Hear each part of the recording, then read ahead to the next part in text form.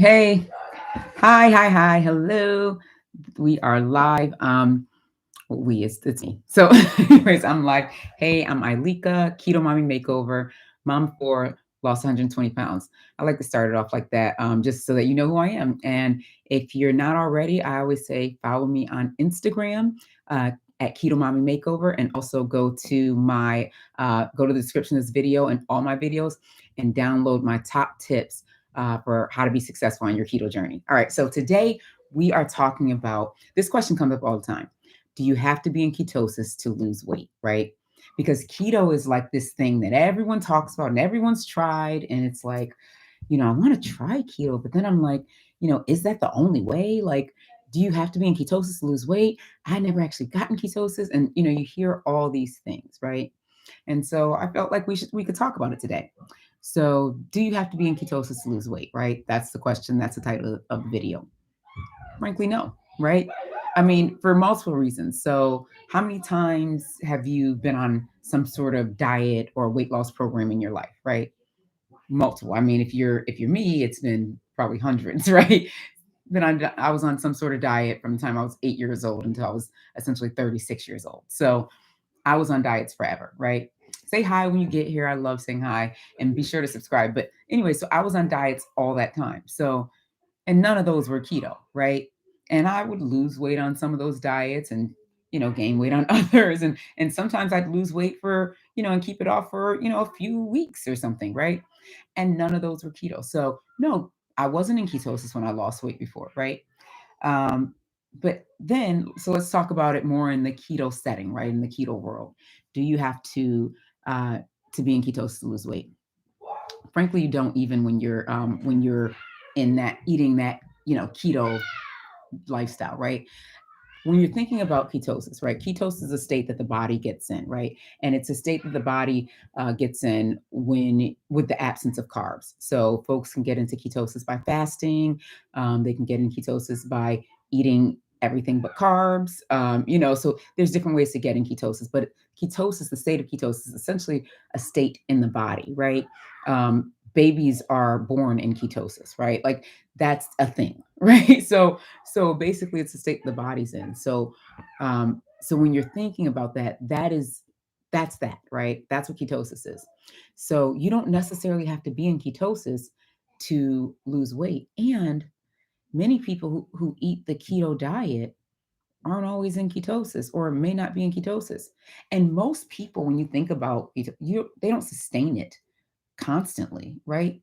Because when we eat, our blood sugar changes anyway. So, sometimes you're heavy in ketosis. You might be at like a 1.5, and other times you're at like a point 0.6, Give us the secret to your weight loss. Hi, Ashley.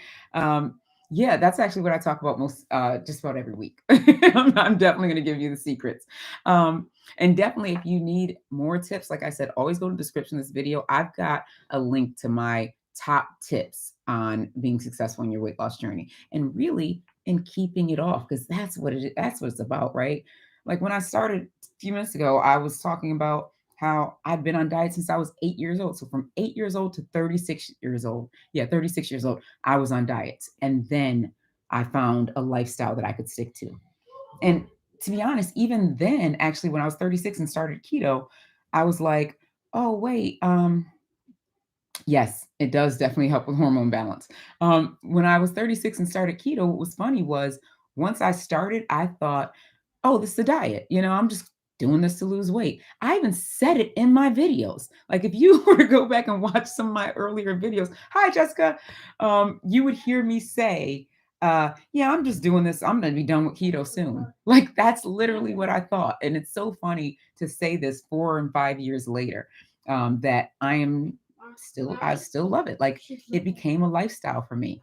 All right, so today, oh, hi people you don't know. That's wonderful.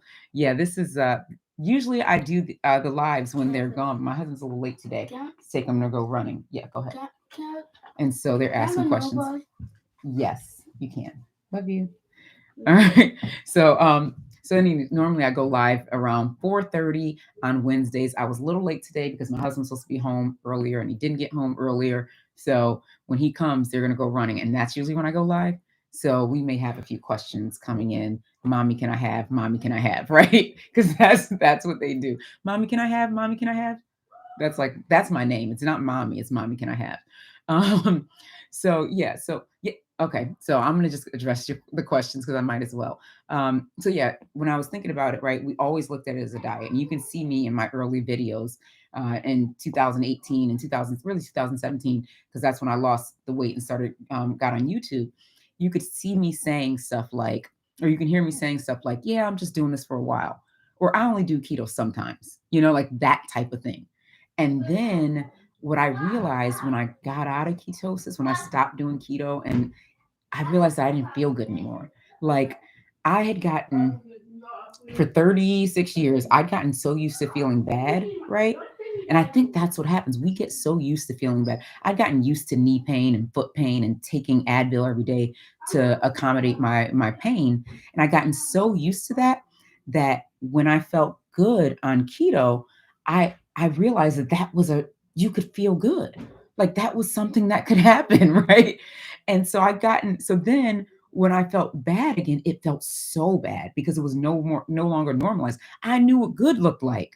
And so I was like, crap.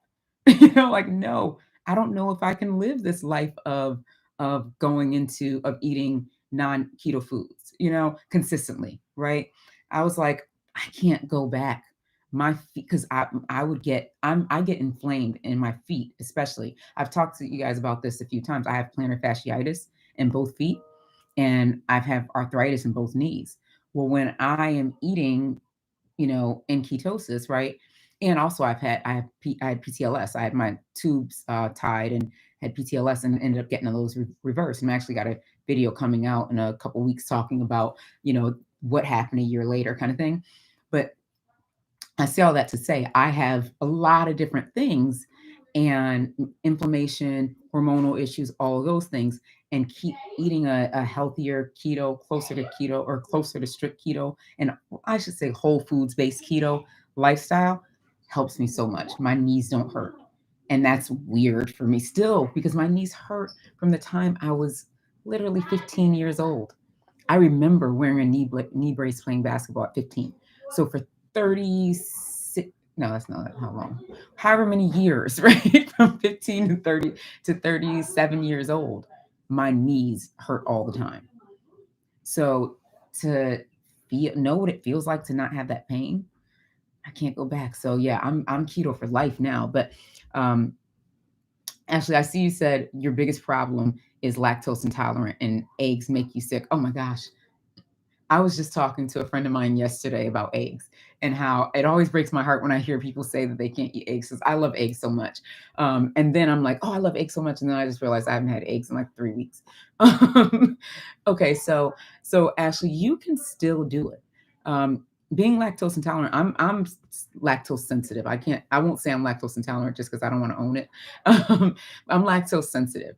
So when I was a baby, I was diagnosed as allergic to milk and had to go to the hospital, and it was a whole thing, right? Because I'm lactose. And then as I got older, it was obvious that I was lactose intolerant. I would have the stomach cramps and all the other issues that come with when you're lactose intolerant. So I say all that to say I don't do a lot of dairy and like almost none. On occasion, I might have some cheese. On occasion, most days I have no dairy at all. And then I definitely don't, and I don't eat pork. Uh, I don't do a ton of eggs. I do like eggs. And I know that I've got to cook eggs. So sometimes I don't feel like cooking.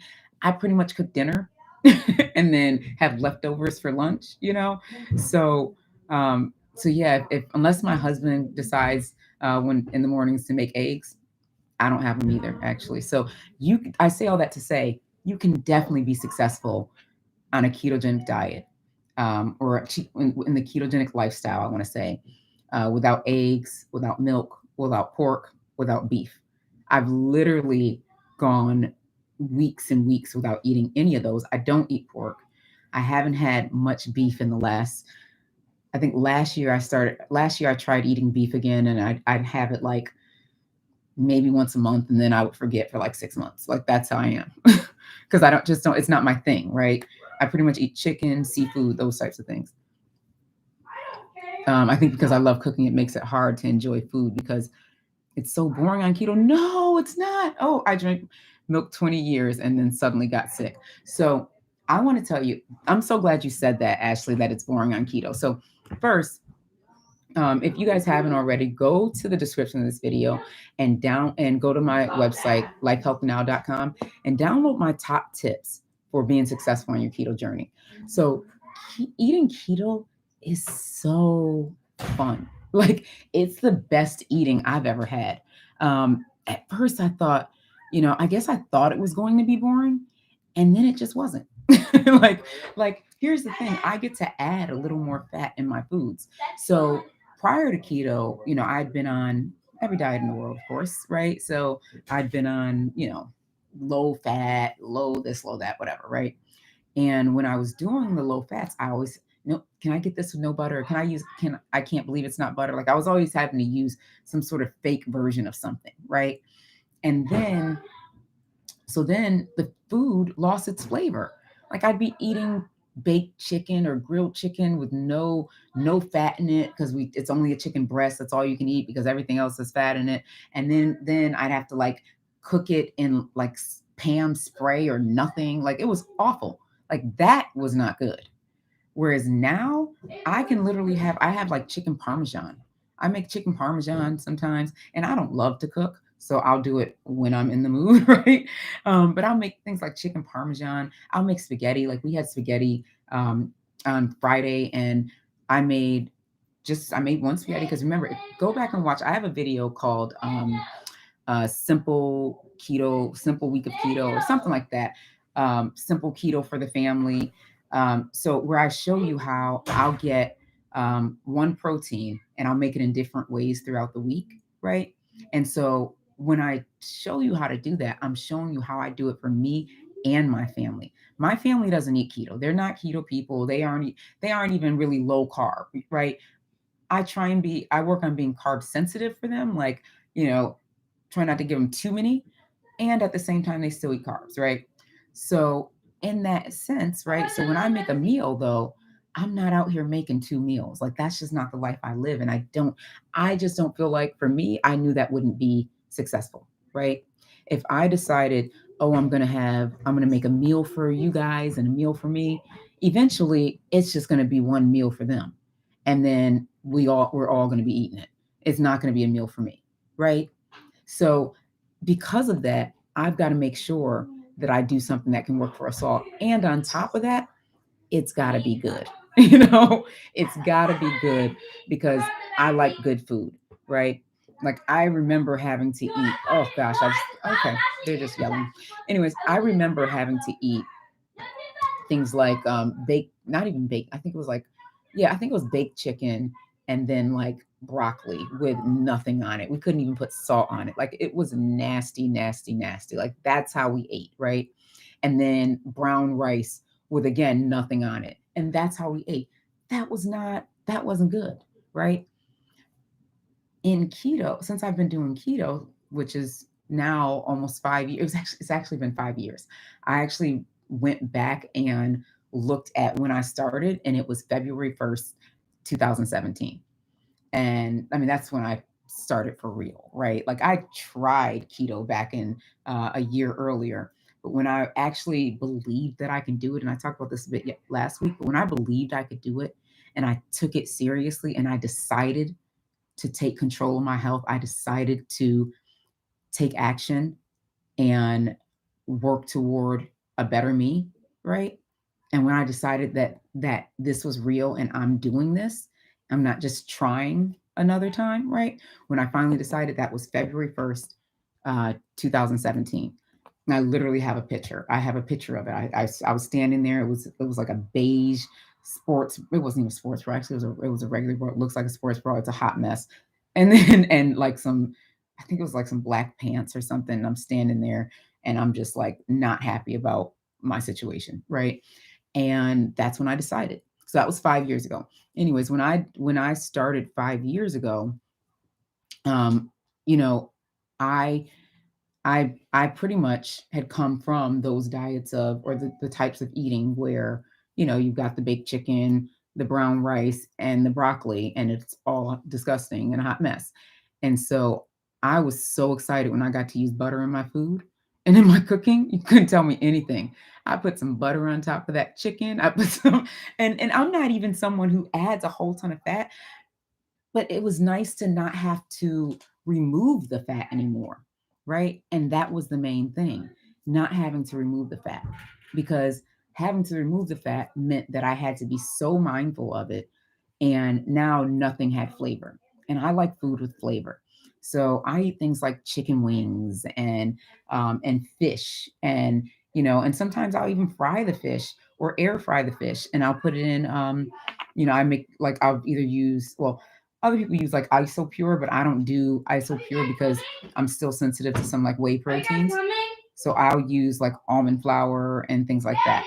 But I'll even fry the fish. Like, I've done so many different things like that, and it works well and it's delicious. So I don't feel like I'm missing anything. And even when I make spaghetti for the family, I make spaghetti, one big pot, and then I put mine over my keto noodles because now that's a thing. Whereas before, when I started, there were no keto noodles. There was nothing like that around when I started 5 years ago. But now there's so many options. Um, and then I put theirs over like organic gluten-free noodles. So it's like we have options now, right? And we have things that we can do. Um, but yeah, so just thinking about that, it's like as we go through, when we're thinking about macros and all the things that we hear and all the things that we do, in the end, in order to truly, um, in order to truly lose weight, we don't necessarily need to be in ketosis. It's a nice to have, right?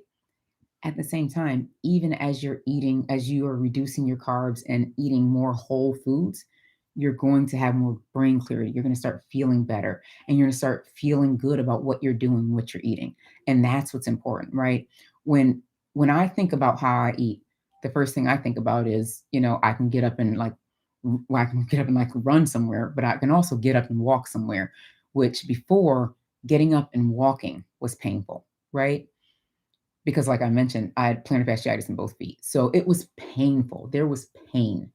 And having that pain and knowing and remembering that and knowing that that's no longer a thing, it's priceless for me.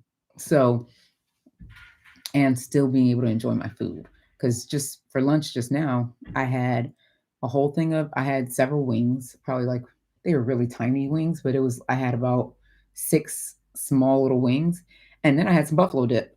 So, like, I don't feel like I'm missing out, honestly. Um, I had it with celery, and it was delicious. And then I had a cup of coffee with some MCT oil in it because that's what I wanted at the time. And so that's what I think about. I think about the fact that I can eat the things that I want, and I don't feel like I'm missing out, you know? Here, let me see the questions. Did you start with macros? Did you ever have binge habits or extreme hunger? Were there any spiritual connections with your weight loss? Did you, it's a lot of questions. I love it. Did you exercise a lot to start off? How fast did the weight fall off? Okay. So I need subscribe to my channel, Ashley. I think this is the first time we're meeting each other, which is awesome. So I'm going to answer all the questions. Did I start with macros? So when I first started trying to lose weight, I started with like macros, but they actually, it wasn't even macros. I was literally just typing my food in, and then I was just trying to reduce my carbs lower and lower and doing that. And I was also exercising. So I did start off exercising pretty much from day one, right? Because I have a background. I played basketball in high school. I was always, always, always overweight. So, like, it's kind of sad when I think back to it. But when I was in high school, they had to order like special bottoms for me because I couldn't fit they always handed down the jerseys and stuff to the next, from one group of basketball players to the next. Like, so when someone graduated or whatever, their jersey now went to another kid coming up or whatever, right? And so I couldn't fit the jerseys anymore. I couldn't fit the jersey. I couldn't fit the pants. And so they had, or the shorts that came in our basketball uniform. And so they had to give me another, like, they had to order a separate one and give me those. And it was so embarrassing. I didn't even want to wear them. I was like, I'd rather just like squeeze into the other ones. Here, it was so embarrassing because the ones that they bought me didn't look anything like the other ones. So the regular shorts had like, they were orange shorts with a blue stripe on the side and like white around the bottom, right? And my shorts were just plain orange shorts. And mine were shiny. They weren't even the same material. It was awful. And it was so embarrassing every time I had to go out in the court wearing those shorts and everybody else is wearing the other ones. Because essentially all that's saying is, she's too fat to wear these. She can't wear the other shorts because she can't fit them. Like that's what I felt like every time I went on the basketball court. So that was my senior year too, which made it that much worse, right? Like I feel like if that had happened like sophomore year, I think I would have been okay with it a little bit. But my senior year, you're doing all the senior stuff. Like when you play sports, you do all the senior stuff senior year. And I was in the senior picture and everything with those big old shorts on, looking ridiculous. And the shorts were too big. It wasn't even like they were my size. They were too big for me. Sorry. That's old stuff coming back up. I forgot about that until just now. Okay, so I'm going to answer all your questions. Did I have binge habits or extreme hunger?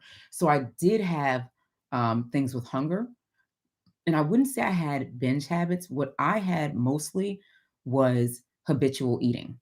So, and I talk about this a lot in my consistently snatch group and in my client programs. We work on that a lot because that's something that we've got to work. That is a thing. It is an issue. It is something that comes up, and a lot of people. If someone says, do you binge?" I would say no. I've never been someone who binged. But what I did do is I tied food in with so many different things. So people talk about emotional eating, right? And I always say emotional eating is essentially any emotion. That means eating happy, eating sad, eating overwhelmed, eating bored, eating angry. All these things are emotions, right? So when you're eating because you're celebrating an occasion or because you're sad about something or because whatever, that's essentially you're tying food in with that habit. So something that I work on with my clients is separating those habits. So I was a habitual eater, meaning like if I was working on something and like it didn't matter what it was. Like if I was building a program or prior to being a transformation coach and weight loss coach, prior to this, I was a career coach and a program director, over what was it, over a leadership development program, right? At a Fortune 500 company. So that's kind of what I did. And so if I was building out a program or having something that I was like number crunching, whatever it is, I'd be sitting there like I'd always have some sort of chips, popcorn, something with me because I felt like I needed to be doing this while I was working. So I'd be like, grab this, and so I'm constantly eating the entire time. When this bowl finished, whatever it was I had, I was going to get more. So that's habitual eating because I've connected, oh, I've got this work to do with what with having to eat something while I'm doing it, as if eating something was going to give me more energy or whatever. It's so not true. That's not a thing, right? But that's what I did. And so that's how I connected because that's what we thought, right? We were always told if we eat something, we get more energy. So I don't know. I guess that's what I assumed, right? And so what I did was I actually had to go through, and I ended up getting certified in these processes and stuff too because I wanted to deliver them to my clients. Um, but I had to go through and really dig into why I was connecting food with working, with pretty much being overwhelmed with finishing a project or something. And it literally went back to multiple things in my life. Like it went back to college when we'd have a big paper due or a test the next day. We would always be like working, working, working. And then somebody's going to grab a ton of food, bringing in the food, and we're eating while we're working, eating while we're working. There's a vending machine because back then there was vending machines everywhere. So there's a vending machine. We grab it and we're eating chips, chips, chips, right? And so this became normalized for me because when I'm working, now I need to be doing this. And then the same thing with and then I even connected it to something even earlier than that, which was as a kid, when I came home from school, it was like grab a snack and do your homework. And so those two things came connected for me. Grab a snack and do your assignment. So now I snack while I'm doing my assignment, right? So let me finish that math problem, blah, blah, right? Whatever it is. And then I'm snacking and I'm snacking. And so I've connected those in my head. And so I had to work to break that connection in order to move past it. So now I can be doing an assignment, or doing, not an assignment, but building a program, building out meal plans or something for a client, whatever it is that I'm doing. And I don't need to be, and I don't have to be eating while I'm doing it, right? Because we've been able to, separate some of that. Um, and is there a spiritual connection? Was there a spiritual connection with my weight loss? I don't know what that means, but what I will say is, when we think about connection with weight loss, so something that I realized in my own process of self love and growth is that weight is has always been a huge part of my life. My weight, like literally from the time I was born. I remember being 3 years old, and all anybody talked about was how I was the biggest kid. And I probably wasn't three, I might have been four, whatever, however old I was, how I was the biggest kid. And I was my mother's biggest baby. I was born 10 pounds. So I was always told I was born fat, you know? And then as I got older, I would keep hearing things like, oh, you have, I would, oh, it was always, how much do you weigh? Oh, you're 6 years old and you weigh 60 pounds. Like, I remember that. Like, that was a thing, right? And then, by the time I was 8, I was 135 pounds, but I was also 5 feet tall, but no one talked about that part. And so even then, it was always connected. And so then throughout my life, 10, 11 years old, it was always that, oh, look, Lika, you look like you lost some weight, oh, Lika's picked up some weight again. She's picked up some more weight. And so it was always a thing. And then I realized, even as an adult, it was like everywhere I went, it was always weight, weight, weight. And so I was so connected to the weight. And so when I finally lost the weight, I was almost nervous that nobody would. It was like in my head, the connection was, well, if I'm not the fat one, who am I? You know, I'm not the fat sister anymore. So, how will anybody remember me? Like, who am I in this? And I had to really dig out kind of who I was without the weight. And that's something I help my clients with, because it's so much more than just weight, right? It's, who is this person inside that we have hidden under the weight, and why have we hidden her under the weight? And so going through that growth process is something I take my clients through. And that is the game changer. And that's how they're able to keep the weight off. Something I always say to my clients is, if we work on, work together, and we're working towards your goal, and you lose the weight reaching your goal, right? I have provided you with the resources, tools, strategies, mindset changes, changing that relationship with food to the point where the only way you should come back to me, I almost feel offended if they picked up the weight again, and we've gone through the actual work around the mindset too. But the only way you should gain weight again is if you had a baby, which, that's life, right? That's life, that's joy. That's the body we get to have, right? And that's the blessing we get to have, right?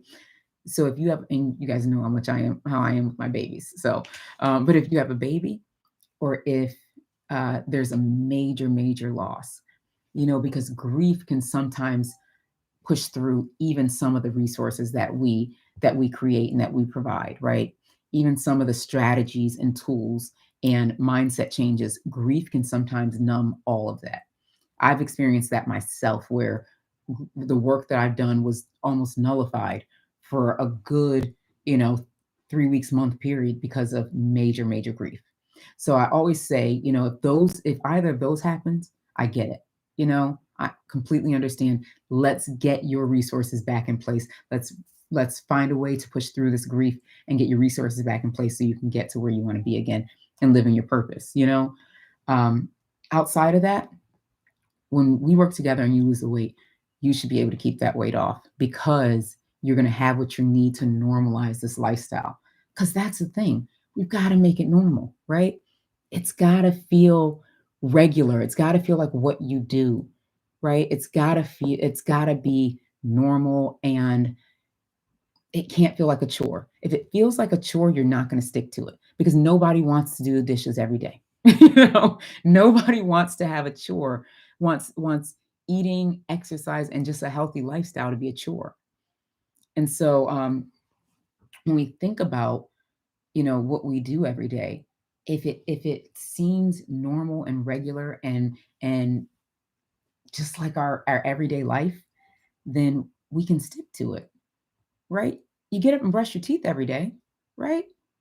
So we take those 3 to 5 minutes every day to brush your teeth. You can take 25 minutes every day to get some movement in, right? I was sharing in my group coaching program yesterday. I think it was yesterday. I was sharing about like simple meal planning strategies. Like these are things that we can do to make it easy. Like you will never see me showing you guys or ever doing any sort of meal planning or meal prepping where I've got those containers and I'm putting, it's like I'm putting the protein in this part of the container and the rice in this one and the I don't remember, right? You got the little containers and you spread in this one, then you make this container. I just would never do that because number one, it takes a lot of time, right? It's too much time. But then number two, I just know it's not the way for me to be successful because I know I won't stick to it. Now, I have a friend who's been meal prepping for 6 years straight and she lives for it and swears by it, right? And that's how she eats. I am not that person. I'm a mom of four whole people, wife to one, and I have a business. And I just don't like to meal prep and I don't like to eat the same thing every day either. So for me, I do my version of meal prepping is make a whole ton of protein, one protein. So, and I showed it to you guys I have a video called like simple, easy keto recipes for the family or something like that. And in there I show how I'll make a whole ton of like ground turkey or something, and I'll make different meals throughout the week of that. Because you've got to keep it interesting, fun, and it's got to be something the whole family can eat. Because again, if we're making a meal for them and a meal for us, eventually we're just eating their meal, right? So it's those strategies, and these are the types of strategies I give in my programs. But also, when you look in the description of this video, so you can get my top tips for being successful on your journey, right? Because that's what's important, right? You want to be successful and you want to be able to get your health back, right? Oh, let me go back to the comments. Um, hey, family, I think it says the only way I've lost weight and maintained it with no sports is eating once in the day. Some people do that. I eat in the evening after 6 p.m. I eat what I cook. I end up eating one good meal, a cup of tea. So I have another friend. Oh, thank you so much. I have another friend who that's something actually is my next door neighbor previously. Um, yes, interesting and fun. Yeah, it's so important. Yeah, I have a friend who he used to eat one meal a day, or he lost weight eating one meal a day too. And there's a lot of people who do that and swear by it, right? It's intermittent fasting is what it is called, OMAD, one meal a day, right? That's the acronym for it. Hmm. And some people love that. I know it's not who I am. And you can live that lifestyle eating one meal a day. You can exercise and still eat one meal a day. Like there are things you can still do. You can that's a very healthy way of living as long as you're eating enough in that meal. So, and I'm sure you are. But that's the thing, right? If I have clients who want to eat once a day, because I do have one client who she eats once a day because of her job, the way she works, it just makes sense for her, right? And so we always work through making sure she's getting enough in that meal because we want our metabolism to stay where it needs to be, and we want to make sure that we're feeding and nourishing our bodies the way we're supposed to. Because what happens is, and this happens a lot with people. This happens so much where someone's struggling to lose weight, right? Like, and you may know someone like this, or you may be the person, right? Struggling to lose weight, and they're not seeing the results that they thought they'd see. So they're like, okay, I'm going to do intermittent fasting. So they stop eating, in the morning or whatever. And they say, okay, I'm going to eat from 12 to 8, intermittent fasting. That means I'm going to feast from 12 to 8, and I'm going to fast from 8 p.m. to 12 p.m., right? So that's what they do. And then they start seeing some weight loss. Oh, awesome, awesome. And then the weight loss stops. So you're like, forget it. I'm going OMAD. I'm going to eat once a day. So I'm going to eat at 5 p.m. every day, and I'm not going to eat again until 5 p.m. the next day. So that's OMAD, one meal a day. And so now they're eat down to that one meal a day, but they're not getting enough nutrients. They're not eating enough in that one meal. So then what happens is when we're not getting enough of what we need to feed our muscles, to feed our body, we actually plateau in the weight loss, because we have to feed our body in order for our body to know it's going to be fed, right? So then it can actually burn the fat, right? Also, we need muscle, because I'm sure you all have heard this and you know this, muscle burns fat, right? So if you agree that muscle burns fat, you got to have muscle in order to burn the fat. And so if you are not feeding and nourishing your muscles, you're not going to be burning the fat, right? So that's why we do have to eat. So if you do the OMAD, then you got to make sure you're getting some food in that OMAD so that you're getting enough, right? Because what many people do is they aren't getting enough in the OMAD, right? So they end up going to like 800 calories a day and just eating that one meal a day, 800 calories, right? And then they're like, shoot, I'm not losing any more weight. By the time they are done, they're eating like one meal a day and it's a side salad from Wendy's. Like, and that's all they're eating. They're wondering why they aren't seeing results and why their metabolism's so slow. Because we have to feed our body for our metabolism to work the way it needs to, right? And I'm not saying I'm not talking about feeding the 6 meals a day like we heard long time ago and stuff like that. I'm just saying giving your body the nutrients and the food that it needs. And that's going to be important. But yeah, and so this is the type of stuff that we talk about all the time. So I'm on every Wednesday, roughly around 4:30. Today was a little later because I mentioned my husband was a little late. So what happens is when my family goes running at the park across the street, while they run, I do, I come on live for about 30 minutes, and when they get back, that's when I get off live. So that's kind of how I do it, right? Because for me, I move my schedule around them. So everything that I do when I'm meeting with my clients, when I'm putting together my programs, everything that I'm doing, I do when they're pretty much at school or something else. Because for me, they're my reason, right? If you've ever watched my weight loss story, and I'm actually gonna post a new one actually tonight. I'll just share a new one tonight. But if you ever watch my weight loss story, then you'll see that my kids actually, like, they literally saved my life. I'm not even kidding. Um, because when I think about it, when I think about my weight, I for me at the time, and this has changed, I'll let you guys know that this has changed, but I was never important enough to lose the weight for me. Like, take that in for a second. Like, I was never important enough to lose the weight for me. And so I wouldn't lose the weight until they came along, right? And then, like, that's when I finally took it serious. When I talked about this last week, and I'm actually going to post a video on it. When I started hearing and seeing that my daughter could potentially go down the same path, that's when I was like, nope, like, nope, I got to change. When I realized that my oldest son knew that I was overweight, that I was fat, because he called me fat, right? Nope, I got to change, right? And then when my other son ran away from me and I couldn't keep up, right? Nope, it's time to change. So for me, it came, hey Fran, for me, it came down to having to lose the weight for them, right? That's what made me do it. That's what saved me, is I needed to do it for them. And honestly, as a mom, right? We tend to put our kids so high on our priority. Like, when I say high, they're our top priority. Let's just be honest. They tend to be our top priority. So as we learn and grow and begin to make ourselves a priority in our lives, and at least add us onto the priority list, I always say, until you can do it for you, do it for them. And as you build up the you on that priority list, you have them that you can do it for. So do it for them. And if you are someone who, I mean, let's say you don't have kids or whatever, right? then what I want you to do is work on self-love then so that you can love yourself enough to feed yourself in a healthy manner, to feed yourself the foods that say, I love myself. Because my nose is so red.